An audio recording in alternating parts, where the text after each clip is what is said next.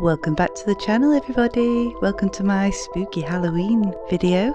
Jumping straight into my first craft, I found this lovely little castle on the street and I decided to give it a little facelift, or a ghoulish glow up if you will. So I started with the black spray paint because we want to make it a little bit more spooky. You can find these little dolls houses in charity shops if you're not lucky enough to find one on the street. Make sure that you take it outside to spray paint and maybe wear a face mask as well so you're not breathing in any of the fumes.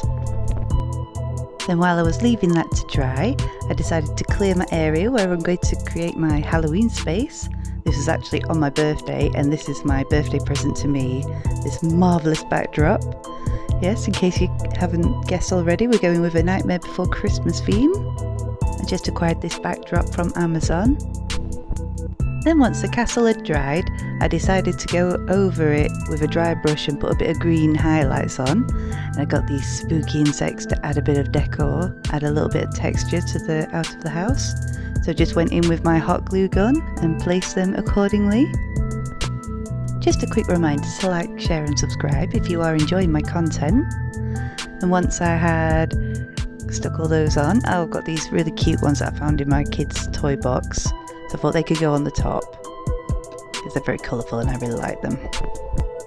Then to add a little bit of colour and texture and a little bit more detail to the windows, I got this spiderweb fabric and I cut up into little strips and I turned the house round and I stuck them in the windows so they look a little bit like curtains. So again, I went back in with my hot glue gun, stuck them in. So I left all that to dry, and as I said earlier, we're going with a Nightmare Before Christmas theme. So I decided to make Jack and Sally characters to go in the house. This is air drying foam clay that I'm using, which is super easy to use and it sets really quickly. It took me a couple of tries to get the characters right. My first two I wasn't overly happy with, especially Sally. I think she looks like the Cookie Monster.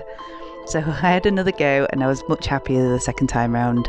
I used a lighter blue for Sally's skin and I think Jack looks a lot better as well. And instead of using the clay for the fine details, I just went in with a pen and it just looks much better. I then went back in with my hot glue gun and just placed them at their humble abode. I wanted them right at the entrance because it's their spooky house after all.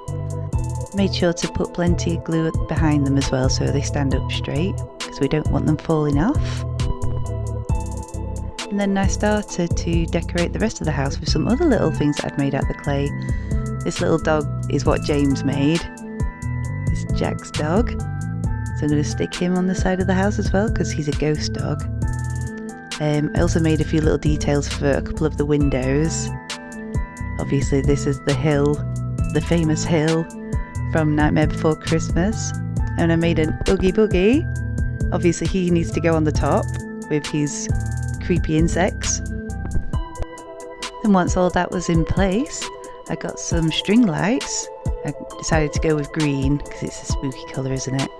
I put the battery pack inside the house and I just went back in with my glue gun and just tacked the lights in place because I wanted it to outline, and I just added a few of these spooky cobwebs for the finishing touches, and then it was pretty much done.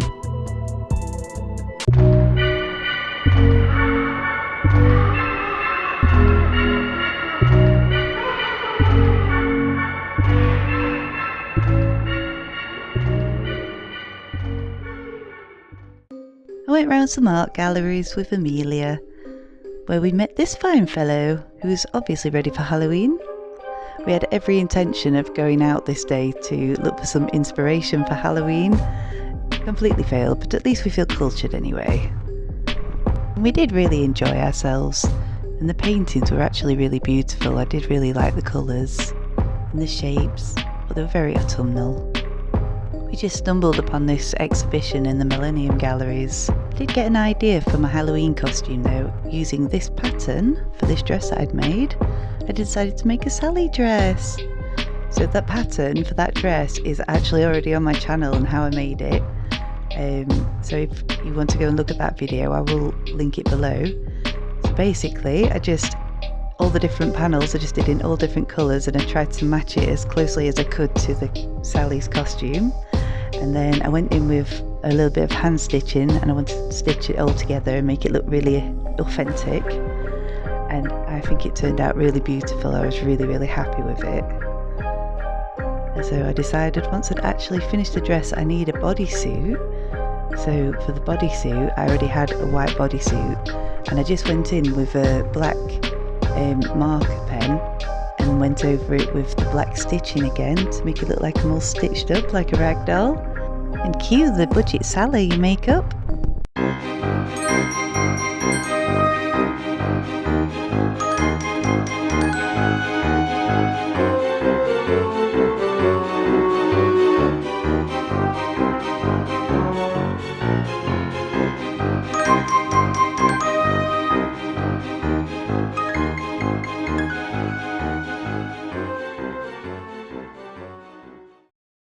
Just a quick reminder again, if you are enjoying my channel and my content, please do subscribe, because I really do look forward to having you here. Then on to the next craft. I've got these foam balls that I just ordered off of Amazon. I had 5 of them, and I decided to go in again with the air drying clay, the foam clay, and obviously add the layer of paint. And I decided I'm going to do 5 of the characters from Nightmare Before Christmas. So obviously here I have started with Jack. The layer of paint just gives it a smoother finish. I discovered using toilet roll tubes cut up were a really good thing to just place the foam balls on while they were painted and drying. Went in with the fine details with the black. Carried on with the same process for all the others. So this one obviously is Sally, so I decided to do the paint first. I did an Oogie Boogie Man. I used the air drying clay to shape his head.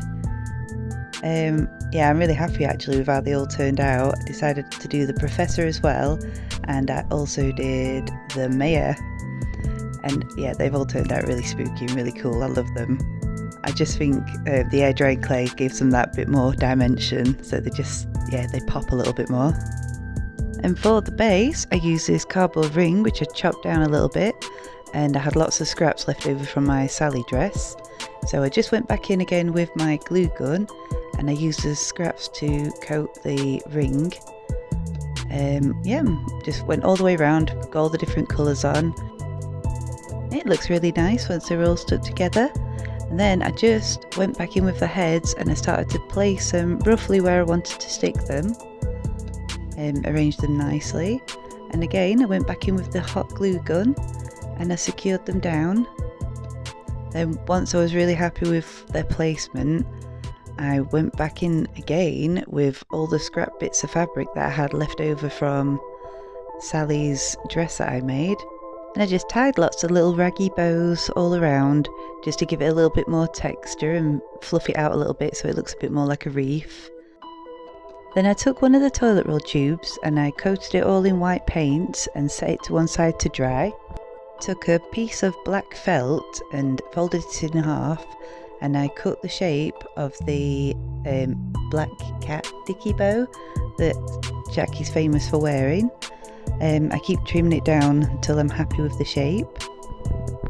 Then I took the hot glue gun and I went back to the toilet roll tube and attached it to the bottom so it makes the neck for Jack. And again back in with the hot glue gun and attached the dicky bow to the front of it. And I gave it a couple of little eyes as well. And that was my wreath completed.